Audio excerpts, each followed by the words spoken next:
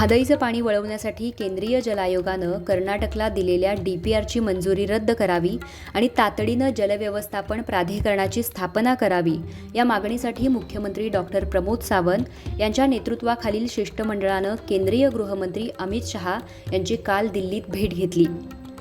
म्हादई जलवाटप अधिकारी स्थापन करण्याबाबत आपण लक्ष घालू असं शहा यांनी गोव्याच्या या शिष्टमंडळाला सांगितलं देखील, परंतु DPR आक्षेपाविषयी त्यांनी कोणतंही स्पष्ट आश्वासन दिलं नाही। तसंच मुख्यमंत्र्यांनीही या भेटीनंतर माध्यमांशी बोलणं टाळलंय। त्यामुळे या चर्चेला आणि या भेटीला आता वेगळं वळण लागलंय। या दिल्ली दौऱ्याचं खरं कारण वेगळंच असल्याचं सांगितलं जातंय।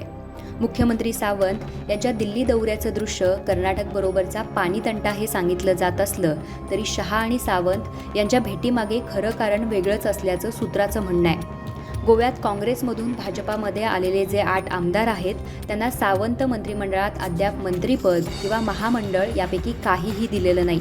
त्यामुळे त्यांच्यातही प्रचंड अस्वस्थता आहे। या पार्श्वभूमीवर आता म्हादई प्रश्न राज्यात चांगलाच गाजतोय आणि त्या फुटीरांची अस्वस्थता कमी करण्यावरही भर देण्यात येणार आहे। मात्र याला ठोस दुजोरा मिळालेला नाहीये। कळसा आणि भांडुरा या म्हादईच्या उपनद्यांचं 3.9 TMC पाणी मलप्रभा बेसिनमध्ये वळवण्यासाठीच्या कर्नाटकच्या सुधारित प्रकल्प आराखड्याला केंद्रीय जल आयोगानं मागच्या महिन्यात मंजुरी दिली होती।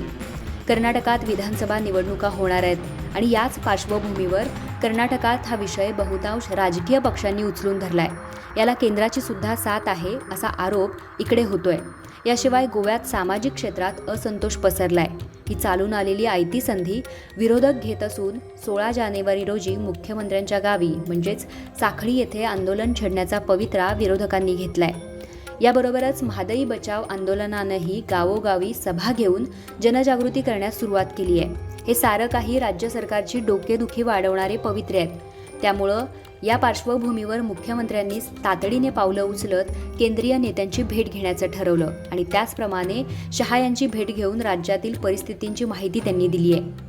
अशा प्रकारे पाणी वळवल्यामुळं पर्यावरणासह उत्तर गोव्यात पिण्याच्या पाण्याची गंभीर समस्या निर्माण होणार आहे। ही बाब शिष्टमंडळानं गृहमंत्र्यांच्या निदर्शनास आणून दिली आहे। यासाठी जल आयोगानं दिलेला DPR मंजुरी मागे घ्यावी आणि गोवा, महाराष्ट्र आणि कर्नाटक यांच्यामधला समन्वय साधण्यासाठी जलव्यवस्थापन प्राधिकरणाची स्थापना करावी अशी मागणी करण्यात आली आहे। याचबरोबर कर्नाटकचे नेते सुद्धा आक्रमक झाले आहेत। विधानसभा निवडणुकीच्या पार्श्वभूमीवर कर्नाटकात भाजपाच्या विरोधात वातावरण असल्याचं रिपोर्ट पक्षाला मिळाले आहेत। त्यामुळं कर्नाटकातील भाजप नेत्यांनी वेगवेगळ्या विकास कामांबाबत केंद्रावर दबाव टाकणं सुरूच ठेवलंय।